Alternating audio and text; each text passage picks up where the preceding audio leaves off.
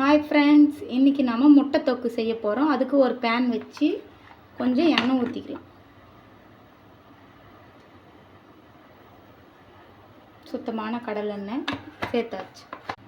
கொஞ்சம் கடுகு சேர்த்துக்கலாம். கொஞ்சம் கடலைப்பருப்பு, உளுந்த பருப்பு சேர்த்துக்கலாம். நல்லா வதங்கினோடனே வெங்காயம், கருவேப்பிலை சேர்த்துக்கலாம். குட்டி குட்டியாக நறுக்கணும் வெங்காயம், கருவேப்பிலை. வெங்காயம் நல்லா வதங்கிடுச்சு. இப்போ நம்ம தக்காளியை சேர்த்துக்கலாம். இப்போ ஒரு டேபிள் ஸ்பூன் அளவு மஞ்சள்தூள் சேர்த்துக்கலாம். கொஞ்சம் உப்பு சேர்த்துக்கலாம். இதை நல்லா வதக்கி எடுத்துகிட்டு வந்துடலாம்.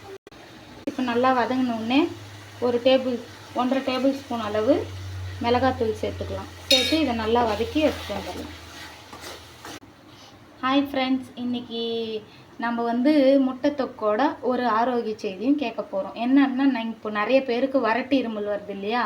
அந்த வறட்டு இருமல் வரும்போது நம்ம வீட்டில் இருக்கிற இந்த லவங்கத்தாலே குணப்படுத்தலாம். அந்த லவங்கத்தை எடுத்து கொஞ்ச நேரம் வாயிலேயே வச்சுன்னு இருக்கிறதுனால அந்த லவங்கப்பூவுடைய அந்த ஸ்மெல் நம்மள போய் அந்த வறட்டு இருமல் வர்றதை தடுக்கும். நீங்கள் ட்ரை பண்ணி பாருங்கள்.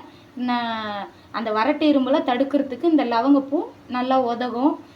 நம்ம மாத்திரை மருந்து எடுக்காமல் லவங்கப்பூவாலே நம்ம இருமலை குணப்படுத்தலாம். பாருங்கள் ஃப்ரெண்ட்ஸ், இப்போ இது நல்லா வதங்கிருச்சு. இப்போ இதில் 2 முட்டை சேர்த்துடலாம்.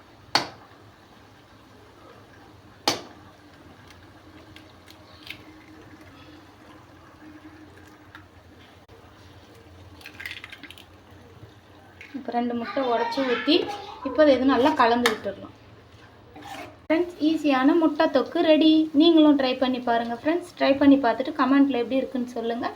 பாய் ஃப்ரெண்ட்ஸ், நெக்ஸ்ட் வீடியோவில் மீட் பண்ணுறோம்.